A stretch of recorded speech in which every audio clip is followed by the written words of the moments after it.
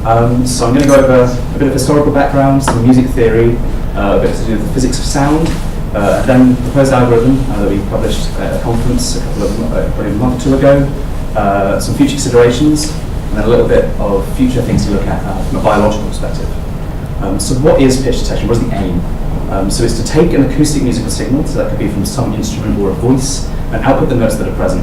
That is to take something like this, which is the waveform in continuous time of a flute playing the note A4, and to output it in a more standard format. So that is the pitch chroma A, where the pitch chroma is kind of what it sounds like, and the pitch height 4, which is kind of the octave in which it is. So a little bit of history. Pythagoras, back in the ancient Greek civilization, was the first person to really look at music and music theory itself. And he came up with the idea that music is related, and the notes are related by ratios. So there was a system of Pythagorean tuning, which was related by 3 halves, so every one was 3 halves in that frequency of the previous one. And that lasted until about the 16th century, when we got the Western classical scale, which I'll go over in a second.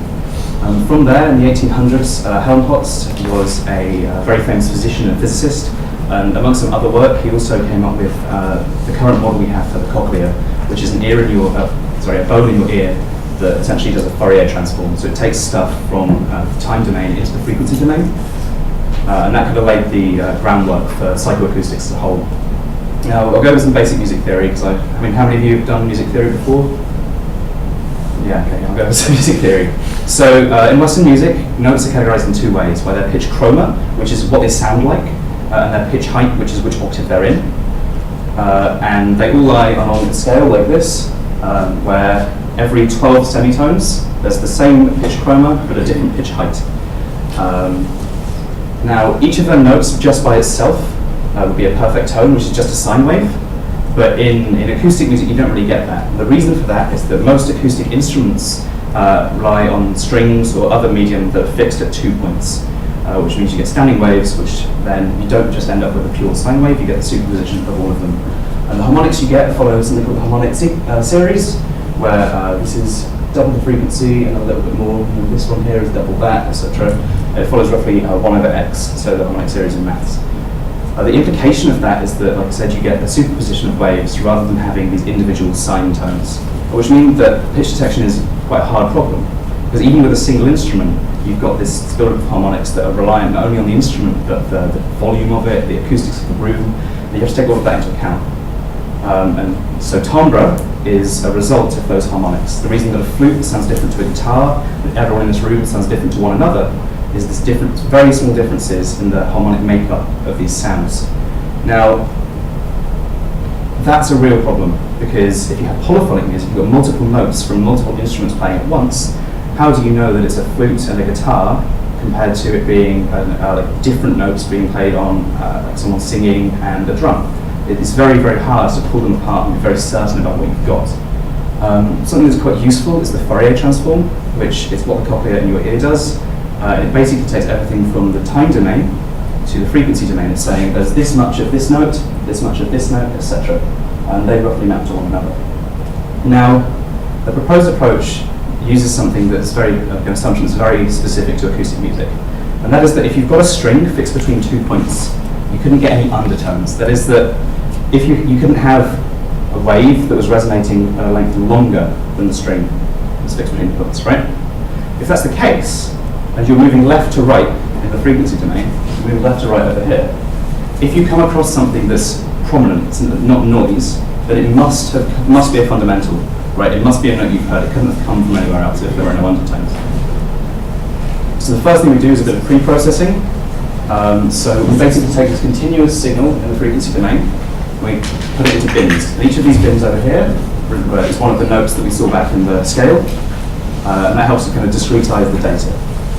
From there, you cut off everything below 60 hertz and above 16,000 hertz, because they're probably noise.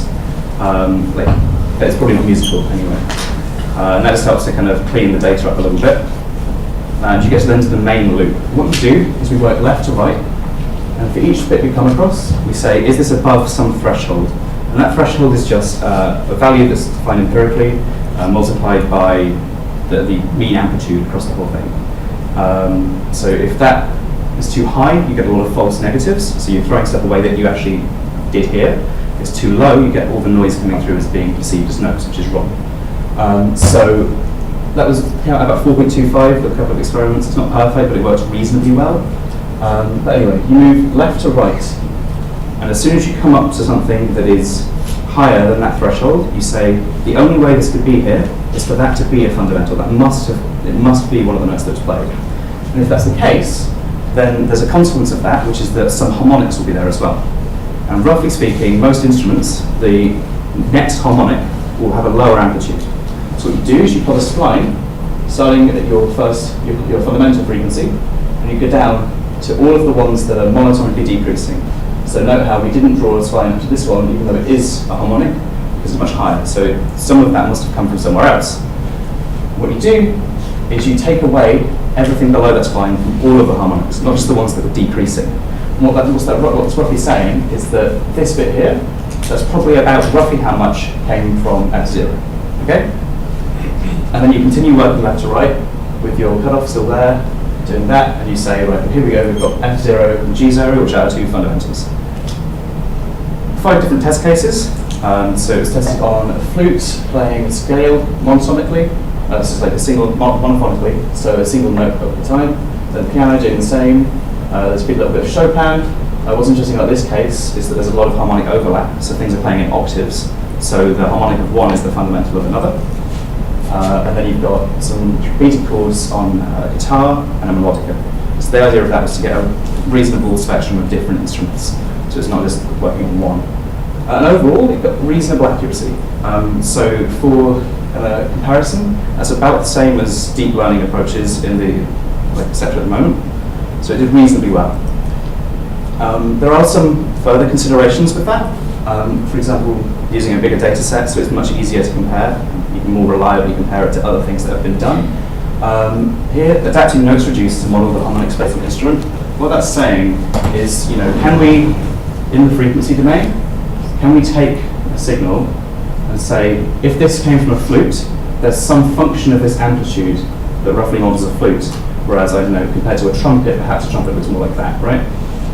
And does something like that exist, where we can, instead of just plotting a spline, can we more accurately work out how much to take away based on the instruments present? Can we do source separation to reduce harder problems into simpler ones and solve them better? So as we can see here, the two monophonic cases are handled much better than the polyphonic ones. Can we take time into account? So currently, the algorithm just treats every slice independently, but really that's not true, right? The reason that you can hear me about a second afterwards, probably at the back of the room, is because of the echoing in the room. That means that every 40th of a second really isn't independent of one another. And finally, can you take inspiration from biological systems? So I'm going to present something now to do with that. If I gave you a guitar and a flute playing at the same time, and I asked you to hum back to me just the flute melody, you could do that, right? But that's really hard for a computer. But more importantly, you could then split it up into individual notes, each one. And then you could tell me, you wouldn't know what pitches they were, but you could hum back note by note. And if you hum them back note by note, and I give you a reference point, and I say this here, this is this note. And I ask you, is it higher or lower? And you can answer that question as well. And then just move some number of semitones up until you're there. But that means that given some signals like this, you can solve the problem of pitch detection relatively easily. Why is it humans are so good at doing that? Well, I think it's probably to do with the fact that you're not thinking about what instrument it is, right? If I played you a flute and a guitar and asked you to hum back the melody of the flute, you wouldn't think that's a flute, I need to pull away the harmonics that creates. You just know that that's the note it plays. Even if it was an unknown instrument, you'd be able to work it out. So I think it's really, really important to look at biological aspects of how we, as humans, abstract that notion of timbre, how we take it from this reasonably complex signal and just work out the pitch. And whether we can basically build models and solutions in that way, and that's kind of the direction I'm taking it in. You got any questions?